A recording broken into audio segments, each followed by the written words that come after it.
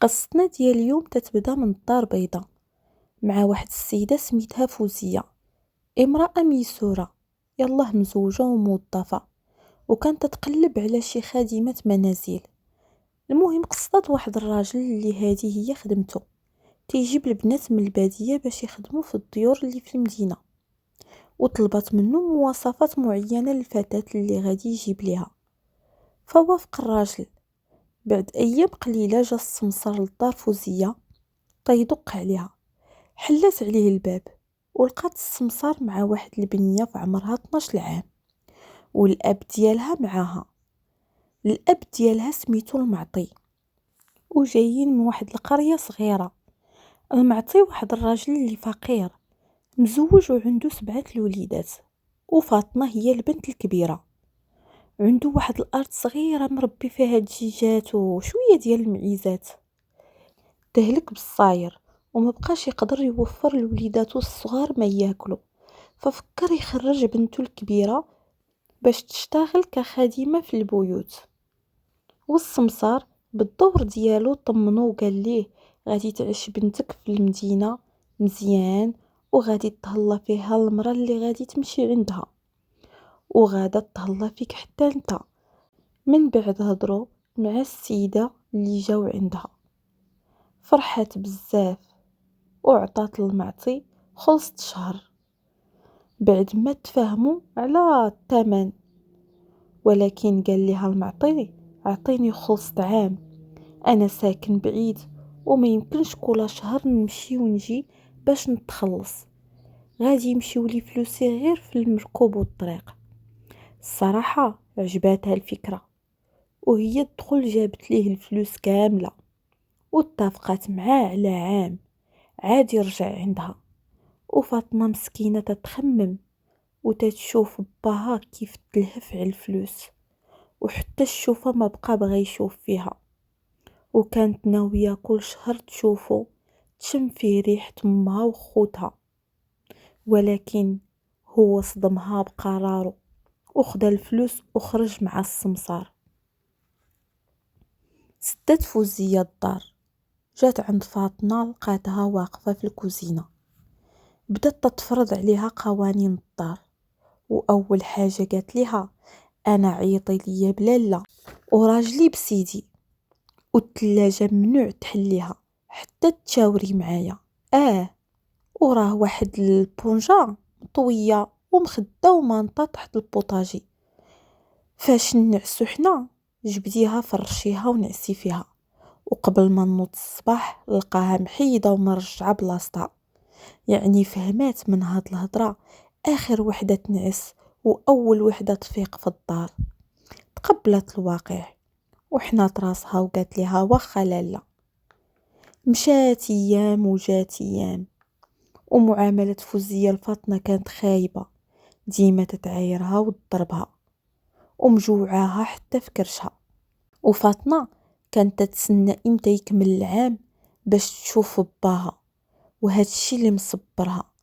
وقت ما حطت راسها على المخدة تتفكر امها وخوتها واجواء البادية اللي كانت عايشة فيها.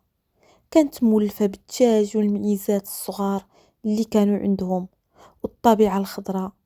حتى لقات راسها مسكينة وسط الدار كلها حيوط، يعني واحد الاجواء اللي ما مولفاهاش. وصل وقت المنتظر بالنسبة لها، واحد النهار وهي في الكوزينة حتى تسمع الدقان.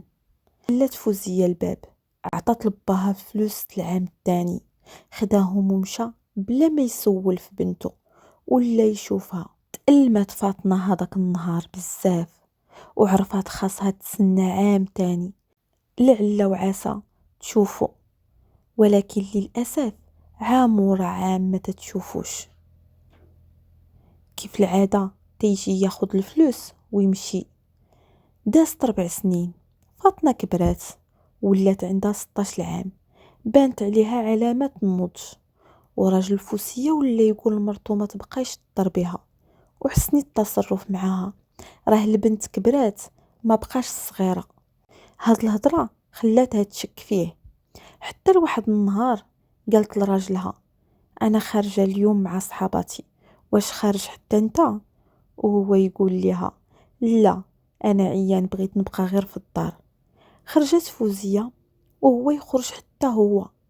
مشى جاب الغدا من الزنقة ورجع للدار وقال لفاطمة ما تطيبيش اليوم، راه جبت معايا الماكلة من الزنقة. وحطها فوق الطابلة وجر كرسي وقال ليها جلسي ما تحشميش. جلسات مسكينة ما كانش تتقد تقول لا. الطبلة اللي عمرها جلسات عليها من نهار جات لها الدار. يلا دا يفكر اش يقول ليها وهي تدخل عليهم فوزية. شافت هذاك المنظر وبدات تغوت وتسب، وجرات فاطمة من خرقتها ودفعاتها جهة الباب وجرات عليها وسدت الباب. فاطمة عمرها ما خرجت من هذيك الدار مدة 4 سنين، ما قداش تعتب باب العمارة، باتت تحت الدروج غير صباح الصباح وهي تخرج شدات الطريق ما عرفت فين تمشي، لابسه بيجامه وصندالات الميكا. بقات غاده حتى لقات راسها بدات تخرج من المدينه. بان ليها واحد الراجل كبير بالحيط وبيضه وطاير على الغنم. وقفات تتشوف فيه وتفكرت امها وباها وخوتها والقريه فين كانت. زادت تبكي. تقرب منها الراجل وقال لها اش تديري هنا بوحدك، ما خفتيش من الشماكريه؟ اجي دخلي هالبراكه ديالي قريبه من هنا وعليك امان الله، ما تخافيش مني، انا راه معروف في هاد القريه. دخلها لبراكتو، جاب ليها زلافه فيها اللبن وطريف ديال الخبز، قال لها كولي وتستراحي. كالت مسكينه ومن بعد ما حساتش براسها حتى نعسات. وفي العشيه تسمع الدقان، جا الراجل ويديه عامرين بالخضره واللحم والديسير وقال لها هاكي طيبي هاد الشي باش نتعشاو. وما سولها على حتى شي حاجه، فعلا طيبات وتعشات هي والراجل.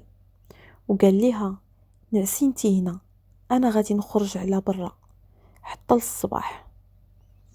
دازت 3 ايام والنهار الرابع جا وقف عليها، قال لها شوفي ما نقدرش نخليك عندي كتر من هكا، انا ميته ليا المراه هادي 10 سنين وانا عايش وحدي، الناس الدوار غادي يبداو يهضروا عليا، قولي لي داركم فين نعيط ليهم يجيو ليك يديوك. تفكرت باها وما دار فيها وشافت في هذا الراجل البراني وكيف تعامل معاها. زادت تبكي وقالت للراجل غادي تعيط ليه، راه غيديني عند ناس اخرين نخدم عندهم. قال لها تهدني ما تخافيش، يجي باك ويكون خير. فعلا عيط على باها وعطاه العنوان وجا حتى لعندهم، استقبلوا الراجل وشاف بنته وعنقها وقال لها سمحي لي يا بنتي ما كنتش عارف بهذا الشيء. قالت ليه بنته هذا الراجل تهلا فيا، عمر خير نساه، انا بغيت نبقى هنا خدامه عنده، ما نقدرش نرجع معاك للجبل، يا غادي تردني نخدم في الديور يا غادي تزوجني بشي واحد من تما، وانا بغيت نبقى هنا. شاف الراجل في المعطي وقال ليه واش تقبل تزوجني بنتك واخا انا راجل كبير في العمر وبنتك باقا صغيره. فرحت البنت وقال ليه المعطي الا بغات.